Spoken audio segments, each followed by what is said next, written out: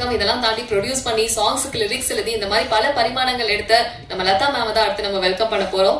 எல்லாருமே சொன்ன மாதிரி இந்த படத்துல பாக்குறப்ப ஓகே நிறைய நாள் நம்ம இந்த மாதிரி ஒரு படத்துக்காக தானே காத்துட்டு இருந்தோம் அப்படின்ற மாதிரி ஒரு விஷயத்த கொடுத்திருந்தாங்க. ஒரு அழகான பயணமா இருந்தது. இந்த பயணம் எப்படி ஆரம்பிச்சது, அதனுடைய அனுபவங்கள் இதெல்லாம் பத்தி நாங்க தெரிஞ்சுக்க ரொம்ப ஆர்வமா இருக்கோம். நீங்க இந்த வார்த்தைகள் நீங்க பேசுறீங்க பிகாஸ் ஓகே ஓகே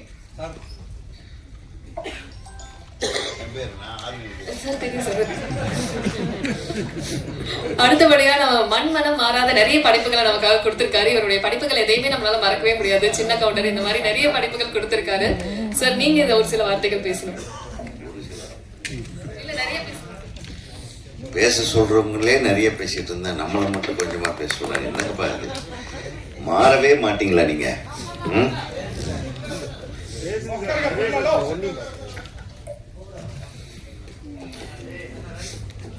இந்த மேடையில் அமர்ந்திருக்கும் திரு தனஞ்சயன் சார் அவர்களுக்கும், ஃபைனான்சியர் சார் அவர்களுக்கும், ஹீரோ அவர்களுக்கும், இயக்குனர் தயாரிப்பாளர் அவர்களுக்கும், தயாரிப்பாளர் சங்க செயற்குழு உறுப்பினர் ராஜா அவர்களுக்கும், தம்பி ஜெகன் அவர்களுக்கும், பாப்பி அவர்களுக்கும், ஃபைட் மாஸ்டர் அவர்களுக்கும், மாஸ்டர் நடிகர்களுக்கும், ஹீரோ அவர்களுக்கும், என்னுடைய அன்பு தம்பி கண்ணன் அவர்களுக்கும், ட்ரெண்ட் மியூசிக் நிறுவனத்தின்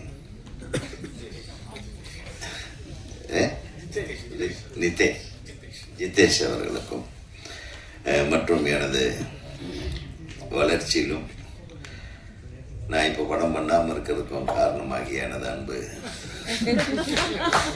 பத்திரிகை நண்பர்களுக்கும், என்னை புகழ்ந்தவர்களுக்கும், என்னை இகழ்ந்தவர்களுக்கும், தன் சொந்த சங்கத்தையே திட்டி அமர்ந்திருக்கும் என் தம்பிக்கு, எப்படிரா இதெல்லாம்? நீ தான் அந்த சங்கத்தில் இப்போதான் ஜெயிச்சிருக்கிறேன், வந்து அவங்களே திட்டிட்டு இருக்கிறேன், கேள்விப்பட்ட தப்பா நினைக்க மாட்டாங்க. பேசும்போது முதல்ல நம்ம என்ன பேச போறோம் அப்படின்றது தெளிவாக பண்ணிக்கணும். ஒரு அழகான படம், ஆதங்கத்தை நீங்கள் இதை ஆதங்கத்துக்காக தான் வருஷ கணக்கில் நீங்கள் பதிவாக போட்டு அடுத்தவங்களை டார்ச்சர் பண்ணிட்டு இருந்தீங்களே, அது பத்தாது. ஏதோ எலெக்ஷன் முடிஞ்சது, இப்போ ஏன் வரலன்னு நீ நிர்வாகத்தில் இருக்கும்போது உன்னுடைய நிர்வாகிகள்கிட்ட உட்காந்து நீங்கள் அங்கே கேட்கணும். இவங்ககிட்ட கேட்டால் இவங்க என்ன பண்ணுவாங்க சொல்லுங்க, ஏங்க வரல அப்படின்னு உங்களை கேட்டால் நீங்கள் என்ன பண்ணுவீங்க? இது அதுக்கு உண்டான இடம் இல்லை ராஜா. நான் சொல்கிறேன், நீ வந்து ஃபர்ஸ்ட் டைம் இந்த நிர்வாகத்துக்குள்ளே வந்திருக்க, அந்த ஒரு ஆதங்கத்தில் பேசிட்டேன். பட் இங்கே பேசக்கூடாது, நீங்கள் அங்கே கேட்கணும். நான் மட்டும் தனியாக போகிறேன், என் தலைவர், செயலாளர், பொருளாளர், துணைத் தலைவர்கள், இணை செயலாளர்களை வரக்கூடாது, நான் அங்கே கேட்கணும். இங்கே வந்து ஒரு அழகான ஃபங்க்ஷன் நடந்துட்டு இருக்கும்போது திசை மாற்றி எவ்வளவு சிரமத்துக்கு நடுவில் தன்னுடைய ஆசையை நிறைவேற்ற ஒரு லதா மேடம் வந்து ஒரு அழகான ஒரு படத்தை எடுத்திருக்காங்க. அதை பார்த்து நான் எனக்கே ரொம்ப ரொம்ப ஆச்சரியமாக இருந்தது. நீங்கள் அழகாக பண்ணியிருக்கீங்க, உங்களுடைய இயக்கம் நன்றாக இருந்தது. அதை எடுத்துக்கிட்ட அந்த கொரில்லா ஆகட்டும், அந்த சொன்ன அத்தனை மிருகங்களும் வந்து ஒரிஜினலாக அதை ரொம்ப ரீக்ரியேட் பண்ணியிருக்கீங்க. அதுக்கு என்னுடைய மனமார்ந்த வாழ்த்துகள். அந்த ஹீரோயின் வரலன்றது திட்ட வேண்டியதில்லை, ரொம்ப நல்லா பண்ணியிருக்காங்க, அழகாக இருக்குது அந்த பிள்ளை, ரொம்ப சந்தோஷமாக இருந்தது. அந்த பொண்ணுடைய முகமும் அது இந்த காம்பினேஷன், இந்த கெமிஸ்ட்ரி நல்லா இருந்தது, ஹீரோவுக்கும் அந்த ஹீரோயினுக்கும். அது என்னம்மா அழகாக நடிச்சிருக்கு, என்ன டான்ஸ் பண்ணி, அதை அப்ரிஷியேட் பண்ணுங்க. அது ஹீரோயின் வரல, ஜெயிச்சுட்டு போகட்டும், அவ்வளோதான். ஜெயிச்சா நம்ம படத்துக்கு ப்ளஸ், அவ்வளோதான். அதனால் நம்ம படத்துக்கு நடித்த பொண்ணையே நம்ம ஒரு மேடையிலேயே அது ஏன் திட்டிகிட்டு இருப்பேன்னு, அது வரும். இந்த படம் ஓடிச்சுன்னா வரும், வீடு தேடி வரும். அதான உண்மை. முதல்ல வாழ்த்தி பழகுங்க. ஸோ இவங்க இவ்வளவு சிரமத்துக்கு நடுவில் சொன்னாங்க இந்த மாதிரி மகளிர் தினம். ஒவ்வொரு நாளும் மகளிர் தினம் தான். டெய்லி காலையில் இருந்துச்சுன்னா எங்கள் அம்மா தான் காப்பி கொடுக்குறாங்க, என் ஒய்ஃபு தான் டிஃபன் போடுறாங்க. அவங்கள விட்டு எங்கே நம்மளுக்கு ஏதாச்சும் ஒரு தினம் இருக்கா? ஒவ்வொரு நாளும் நம்ம தமிழர்களுக்கு மகளிர் தினம் தான். அவங்க இல்லைன்னா நம்ம இல்லை. ஸோ அந்த இவருக்கு பிறந்த மகளிர் 3 பேர் சேர்ந்து அம்மாவை என்கரேஜ் பண்ணி கொண்டாந்துருக்குது மிகப்பெரிய hats off to you. Really I really appreciate. ஒரு தாய்க்கு ஏதாவது ஒரு பொண்ணை படிக்க வச்சு அழகு பார்ப்பாங்க, கல்யாணம் பண்ண வச்சு அழகு பார்ப்பாங்க, நகையெல்லாம் வாங்கி போட்டு அழகு பார்ப்பாங்க, அப்போ பேரம்பேத்திகளை எடுக்க வச்சு அழகு பார்ப்பாங்க. ஆனால் அந்த தாயை ஒரு இயக்குனராகி அழகு பார்த்த மகள்களுக்கு தான் இன்னைக்கு வந்து மனம் நின்று நெஞ்சம் நிறைந்த பாராட்டு. அவருக்கும் சரி, அன்பு சகோதரர் உங்களுடைய மணவாளர், அவர் எங்கிருந்தாலும் வாழ்வோம். ஃப்ளைட்டில் இருக்காருன்னு நினைக்கிறேன். துபாயா? லேட் ஆகுமே. சரி, எங்க சிங்கப்பூர் தானே, சிங்கப்பூர்னா வந்துடலாம், சிங்கப்பூர்னா பிரச்சனை இருக்காது. ஆக அவர் வந்து கொடுத்து வைக்கல இந்த விழாவில் கலந்துக்கிறதுக்கு. பட் இருந்தாலும் அவருக்கு எனது மனமார்ந்த, ஏன்னா நம்ம உலகத்திலேயே பார்த்தீங்கன்னா இந்த மகளிர்னு சொன்ன உன்னைய நம்ம நாட்டையும் தாய் நாடுன்னு சொல்கிறோம். அது குறிப்பாக பாரத தேசத்தில் பாரத் மாதா அப்படின்றோம். அப்புறம் கங்கை, யமுனா, பவானி, காவேரி இருக்கிற நதிகளுக்கு எல்லாமே வந்து பெண்கள் பேர் தான் வச்சுருக்கோம். அப்படி எடுத்துக்கிட்டோம்னா மொழி, தாய்மொழின்னு தான் சொன்னேன். நம்ம எவனா தந்தை மொழின்னு சொல்லியிருக்கோமா? ஏன் யோசனை பண்ணுங்க. தாய் பெண் குலத்திற்கு, பெண்மைக்கு மிக உயர்ந்த மரியாதை கொடுக்கக்கூடிய நாடு நமது இந்திய நாடு. ஆக அந்த மாதிரி நாளைக்கு வரப்போகிற மகளிர் தின, நாளைக்கு ரிலீஸா? அந்த மகளிர் உடைய புகழுக்கு புகழ் சேர்க்கிற மாதிரி ஒரு மிகச்சிறந்த படத்தை நல்ல எல்லாருமே ஒரு அமிக்கபிளாக ஒரே வார்த்தையில் சொன்னார் ஹீரோ. நம்ம ஒரு குடும்பமாக இருந்து நாங்கள் அதை இது பண்ண ஒரு படம். அந்த உணர்வை கிரியேட் பண்ணியிருக்கிறது பெரிய விஷயம். பொதுவாகவே நம்ம மாதிரி டைரக்டர் கடிச்சு விட்ருவோம், டார்ச்சர் பண்ணி டென்ஷன் பண்ணிடுவோம் நடிகர் நடிகைகளை. என்ன இப்படி நடிக்கிற, என்ன ஆசிக்கும் இப்படி நடி. ஆனால் நீங்கள் எது அன்பாக எல்லாத்தையும் அரவணைச்சு நீங்கள் ஒரு தாயை போல இருந்து ஒரு அழகான ஒரு வீடை கட்டியிருக்கீங்க. அந்த வீடு மிகச் சிறப்பான வீடாக இந்த மரகத மலை நிச்சயமாக வெற்றி படமாக இருக்கும் என்ற நம்பிக்கை இருக்கு. ஏன்னா கண்ணன் அவ்வளவு சீக்கிரம் வந்து ஒருத்தருக்கு சப்போர்ட் பண்ணிட மாட்டார். எனக்கு கண்ணனுக்கு என்ன ஒரு என்ன பிடிச்சதுன்னு தெரியல. உங்களுடைய குணம் பிடித்ததா, இல்லை நீங்கள் எங்கேயும் ஏமாந்துடக்கூடாதுன்னு ஒரு அழகான ஒரு டீமு சேர்றதுக்கு அவருக்கு காரணமாக இருந்திருக்காருன்னா I thank R Kannan, director R Kannan sir. ஏன்னா கண்ணன் ரொம்ப அமைதி, அழகான படங்கள் எடுப்பார், ரொம்ப அமைதியான இயக்குனர். நாங்கள்லாம் கொஞ்சம் ஜாஸ்தி பேசுவோம்னு வைங்களே, அப்பெல்லாம் பேசினா தான் பிழைக்க முடியும். இப்பெல்லாம் பேசாமல் பிழைக்கிறவங்க இருக்காங்களே, இல்லை அடுத்தவங்க பேசி பிழைக்கிறவங்க இருக்காங்க. அப்புறம் எடுத்த உடனே சினிமா சரியில்லை, சினிமா நல்லா தாங்க இருக்கு, நம்ம தான் சரியில்லை. சினிமா எப்பவுமே நல்லா, உலகம் ஃபுல்லாகவும் சினிமா என்னன்னா, முதல்ல சினிமா வந்து ஒரு ஸ்டூடியோவுக்குள்ளே இருந்தது. அப்புறம் நம்ம தமிழ் சினிமா பொறுத்தவரைன்னு பேசிக்கலாம், உலகமே அப்படித்தான். அப்புறம் எல்லாம் கேமரா வெளியே எடுத்துகிட்டு போக ஆரம்பித்தாங்க. அது வந்து ஃப்ரான்ஸில் தான் முதல்ல ஆரம்பித்தாங்க. அந்த மாதிரி அவங்காடே சினிமா அப்படின்னு எல்லாம் ஹேண்ட் ஹெல்டு சினிமா. அப்புறம் யாருக்கு தெரியாமல் படம் எடுக்கிறது, கேமரா எங்கே இருக்குன்னே தெரியாது. அவங்க நடிகர்கள் நடிச்சிட்டு இருப்பாங்க, ரோட்டில் நம்ம கூட நடிச்சிட்டு இருப்பாங்க, நம்ம நடந்துட்டுருப்போம். ஸோ அந்த மாதிரி அவங்காடே சினிமான்னு சொல்லுவாங்க. அது மாதிரி இங்கே பாரதி ராஜா அவர் வந்த கட்சியில் அவங்க அப்படியே அவங்க வில்லேஜுக்கே கேமராவை தூக்கிட்டு போய் அங்கே முழு படத்தையும் எடுக்க ஆரம்பித்தாங்க. ஸோ இந்த மாதிரி பல பரிமாணங்களை சினிமா சந்திச்சிருக்கு. சினிமா நம்மளை வளர்த்துருக்கு, சினிமாவை நம்ம நேசிச்சிருக்கோம், சினிமாவை பார்த்து கைத்தட்டியிருக்கோம், சினிமா நம்மளோட வாழ்ந்துருக்கு, நம்ம சினிமாவோட வாழ்ந்துருக்கோம். சினிமாவை நம்ம குறைய சொல்லாது. சினிமாவில் இருக்கிறவங்க சரியில்லை இப்போ, அதனால தான் சினிமா சரியில்லை. சினிமாவில் இருக்கிற வியாபாரிகள் சரியில்லை, அவங்கள மாற்றணும். அதுக்குண்டான வேலை என்ன? நம்ம ஒழுக்கமான படம் எடுத்தால் கண்டிப்பாக ஜனங்க அதை பார்ப்பாங்க. நம்ம நல்ல படங்களை எடுத்துகிட்டே இருக்க, வேறு வழியே இல்லாமல் பார்த்தா ஆகணும். நம்ம தப்பான படமாக எடுத்தால் வேறு வழி இல்லை, நம்ம திட்டிகிட்டே தான் இருக்கணும். ஸோ சினிமா வந்து யாருமே குறை சொல்லாது. இவங்க ஒரு உணர்வை மையமாக வச்சு குழந்தைங்களுக்காக ஒரு ஒரு ஒரு அழகான அந்த என்ன படம் அது? இல்லை அது இல்லை அனிமேஷன் இல்லைப்பா, ஒரு இல்லை என்னமோ ஒரு டைட்டில் போட்டிருந்தீங்க. Fantasy, sorry. ஒரு ஃபேண்டசி சினிமா எடுத்திருக்காங்கன்னா அதுக்கு ஒரு தைரியம் வேணும். இதுக்கு இவ்வளோதான் செலவாகுன்னு நம்ம உங்களுக்கு தெரியாது முதல்ல.